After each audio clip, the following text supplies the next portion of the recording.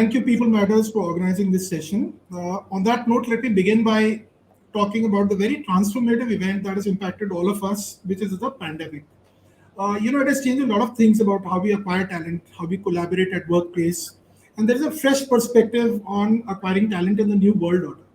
And it's seen spades of transformation, right from mass employments to mass layoffs, the great resignation era, which is now fading away, and a looming global crisis, which is going on right now.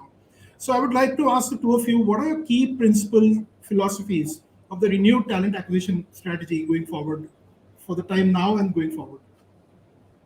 Can we begin? Either of you can begin.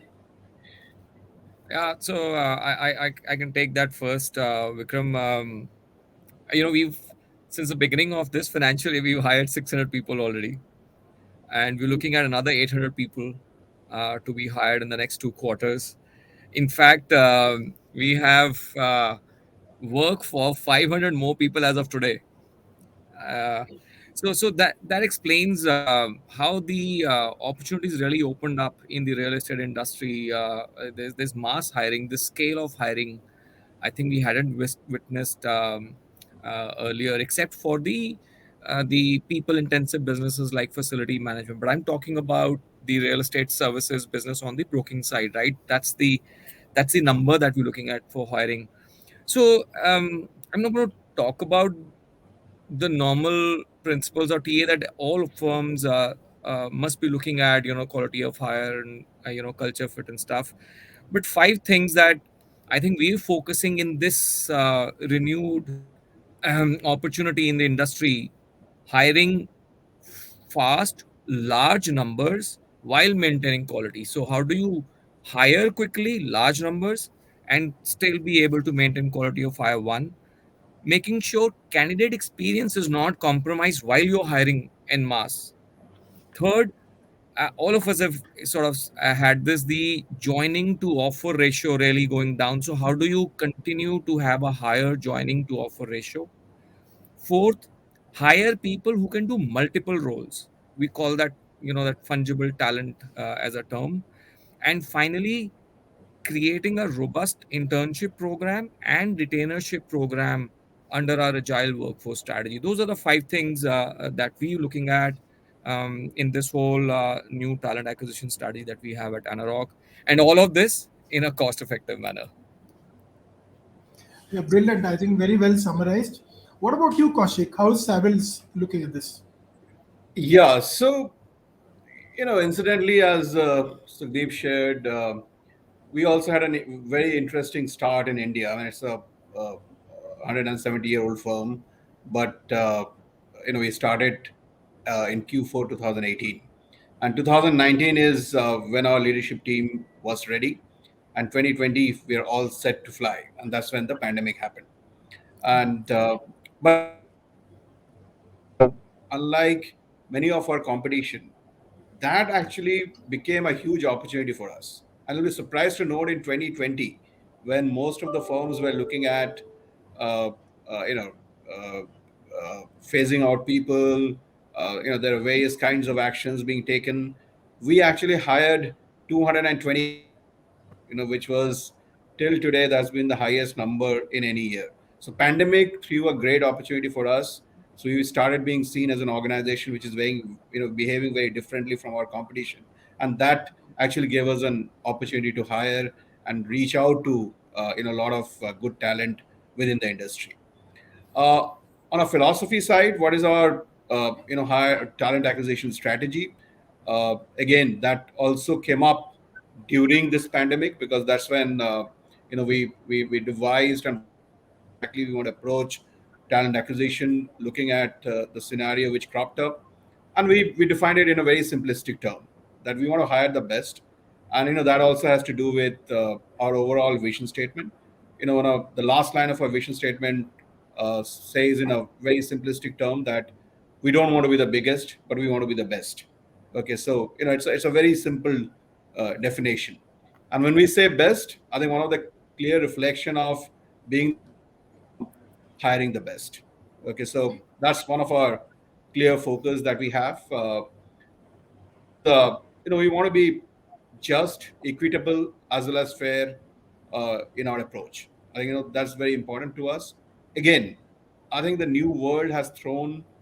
There is a huge shift which has happened in terms of virtual hiring. The adaptability of hiring happening on the virtual world has increased manifold, and we all understand the kind of shift that has happened in that arena. Now that really gave us an opportunity to uh, expand and tap our DNI agenda as well. Where other than gender, age, we have a very key area which is ethnicity, and India is a country, it's a large country. I'll say that, which has a huge, ethnic diversity, which we don't realize at times. Now, one of our key strategy, for example, was reaching out to the northeastern states. Now, because of the adaptability of technology, that became uh, much easier for us. I mean, in our campus hiring today, 30% of our management trainees are hired from northeastern states. Now that became easier for us in crossing that barrier. So there are various steps that we have taken, and finally, one of the key philosophy that we believe in is we value every candidate.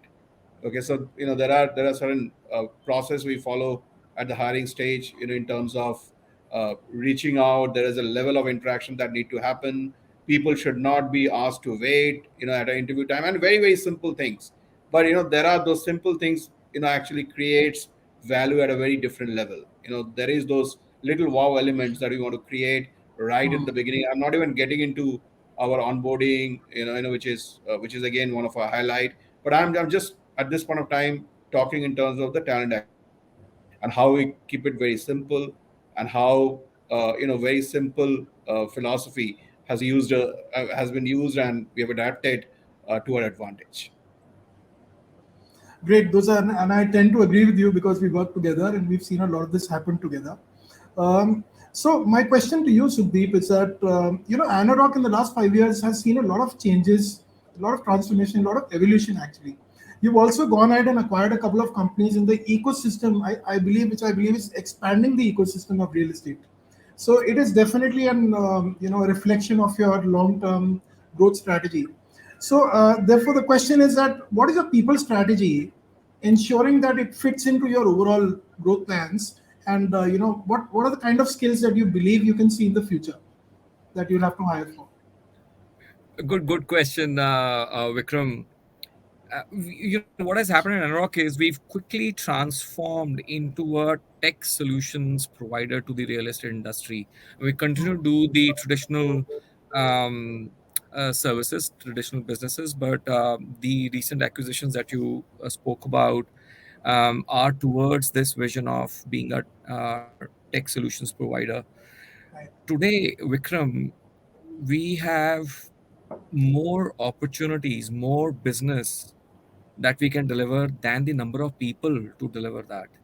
I mean, we're sitting on more business, and that's where I think the people strategy is sort of becoming very, very important. And if you don't get that right, it'll soon become a bottleneck for us for our growth. So very, very apt question.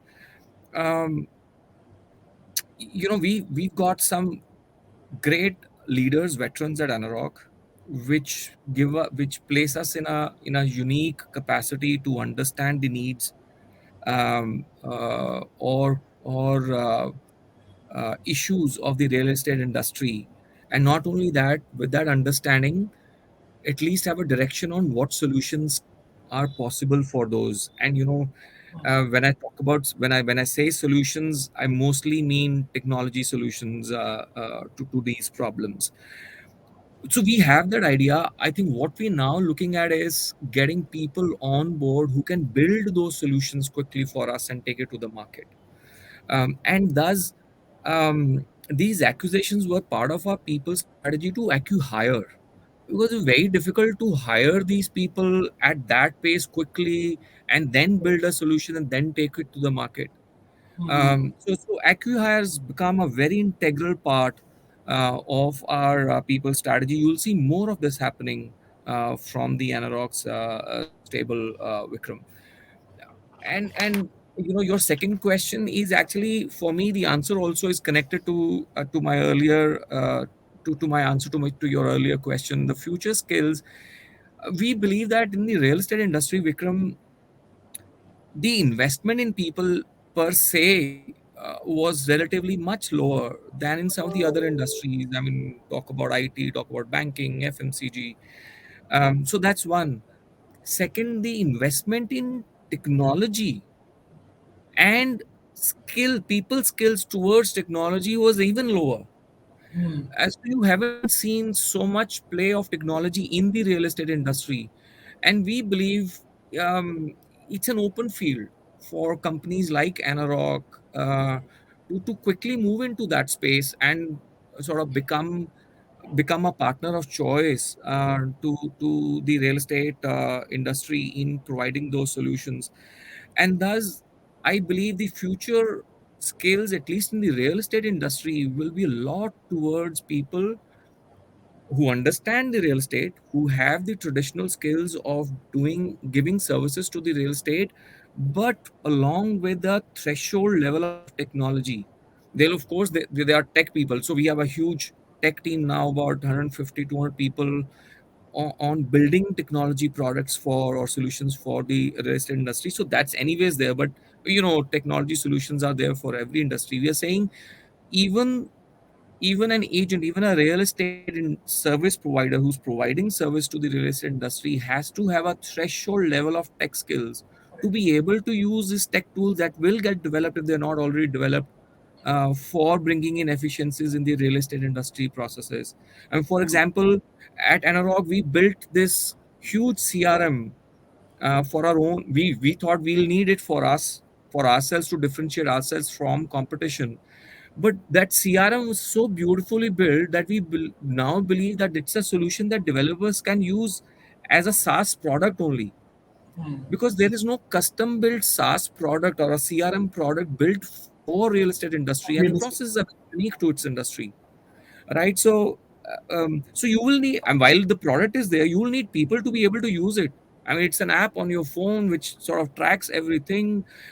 You don't have to carry a laptop or an iPad even to make a pitch. I mean, on your phone only you're able to do most of your presentation. Most of the data that you want is available on the phone.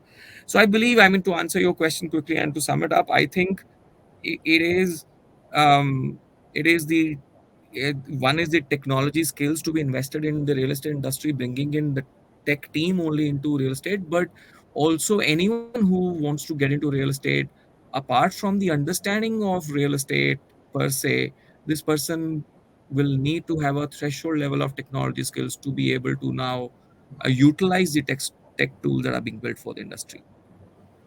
Very, very well said. I believe there's no company today which is not tech oriented or not relying on a threshold level of technology, be it FMCG, insurance, or any other sector. And real estate is no different. So brilliant insights. And I also, it's very interesting to know that you're following a acqui hire philosophy to get to the speed of market, speed to market instead of waiting and developing something.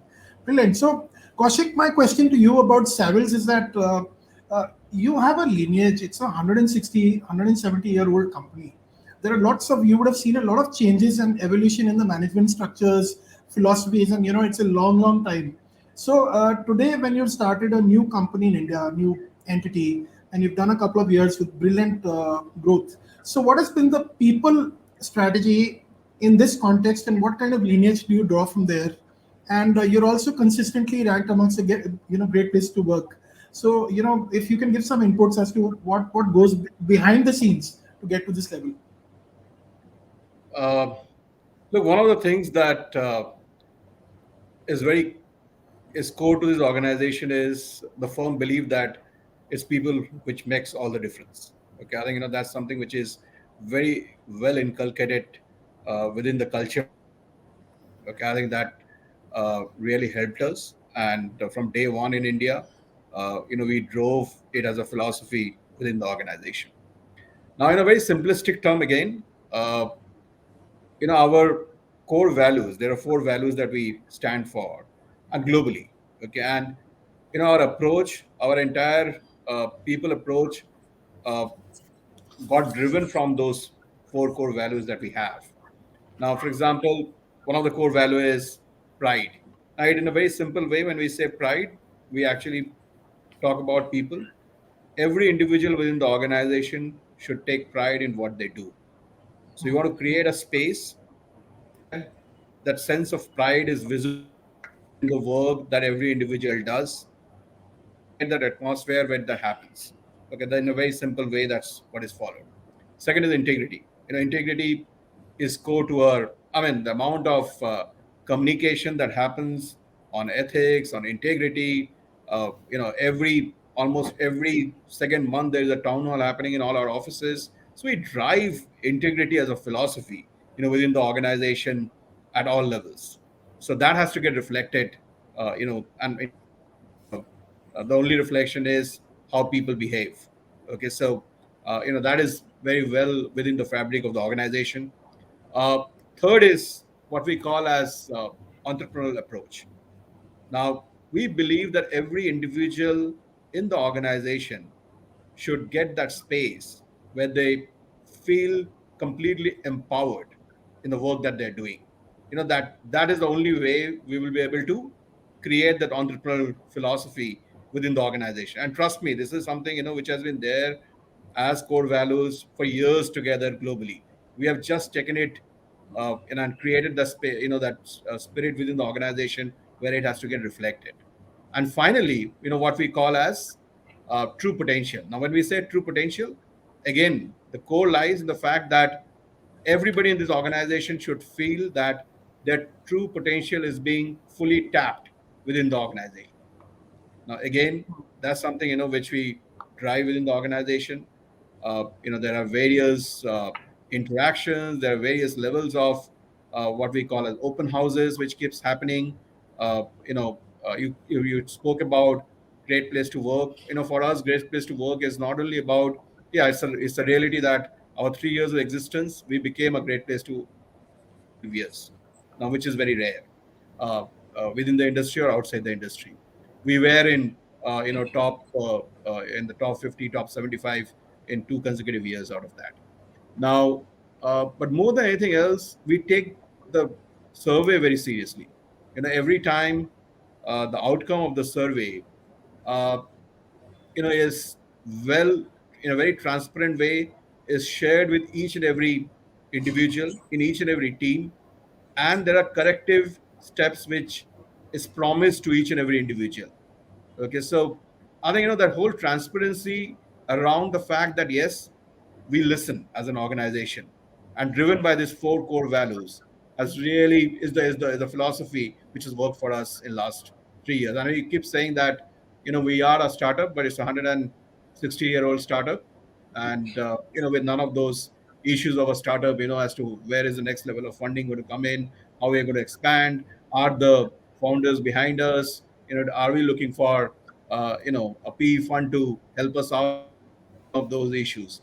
But we want to create that agile atmosphere of a startup on an everyday existence. Right, and we are very proud to have both of you working together with us. So that brings me to the next question, and I would like to pick up a leaf from what Sukhdeep said, is that every company, every vendor, every person will have to have a threshold level of technology. With that context and to solve the problems, Hiring Plug came up with its concept. And what happened during the pandemic, especially, is that all organizations have learned two lessons: one, to be nimble, no matter how fast your growth is, and number two is be efficient by using technology. So, in that context, you would also appreciate that the external consultants play a big role in mitigating the bandwidth concerns of HR. When you're growing and you have to be nimble and so on and so forth. So, what has been your experience with Hiring Plug being a third-party online B2B AI-based aggregator of agencies? My question. This is for you, Kaushik, to begin with, and then Sudeep. Well, I mean, I must say that you know, Hiring Plug has been a great partner.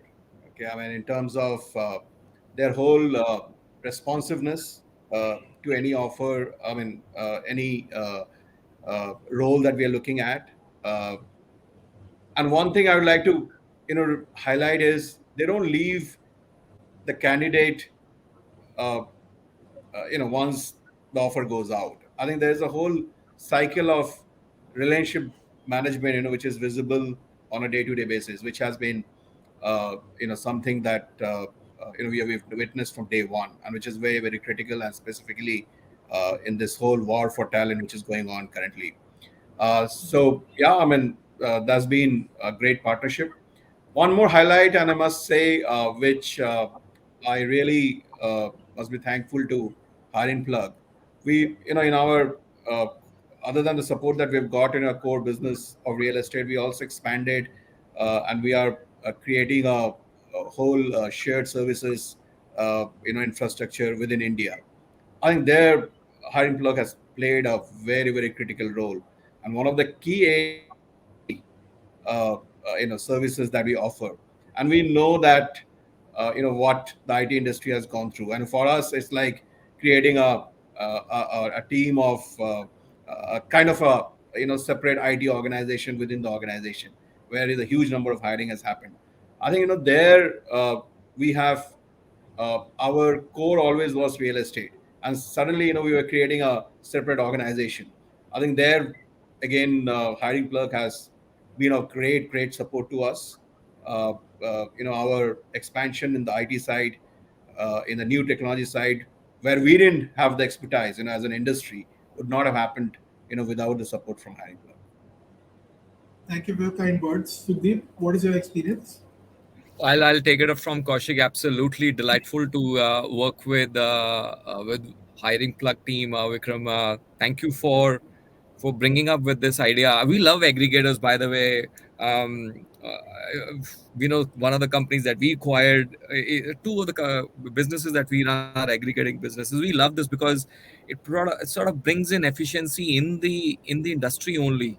And so aligned with our own mantra of being agile, that hiring plug sort of helps us be in being agile. I mean, one is our own team size in HR recruitment, sort of is optimal, because we only have to deal with one hiring plug team who's then crowdsourcing for our mass hiring. I mean, we wouldn't have been able to hire these 500, 800 people in the last quarter had it not been for a platform like hiring plug, which sort of helps us move quickly, crowdsource a large number of profiles, and then the only bottleneck probably is interviewing all of these people quickly and shortlisting, right? Earlier it was about getting first the profiles, relevant profiles for us. I think the second piece where we see a lot of value add, Vikram, is in achieving our diversity goals, and not just gender diversity. We started focusing on other aspects of diversity, namely LGBTQ plus community, and we've been able to successfully hire people from this community thanks to hiring plug. Um, we also are like Kaushik, great places to work. Of the 5 years of existence, 4 years we've been a great place to work. So absolutely important for us to have people first strategy, and diversity is very integral to our people strategy. So hiring plugs really helped us in achieving that as well, Vikram. So thank you so much. Your team's very reliable. They help us scale quickly. And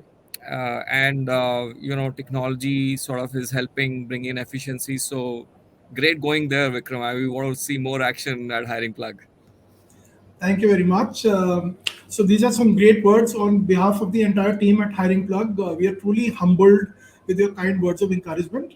We also promise to stay agile and continue to partner on your next level of growth. On that, I would like to thank you both for taking out time and coming to share your people philosophy and some very interesting insights which normally people won't get to know otherwise. And we look forward to more such conversations. Thank you once again. Thank you. Thank you very Thank much. you. Thank you Good to for see having you us too, here. Kaushik. Thank you, Vikram. Thank you. Thanks a lot. Thanks, Sukhdeep. Bye.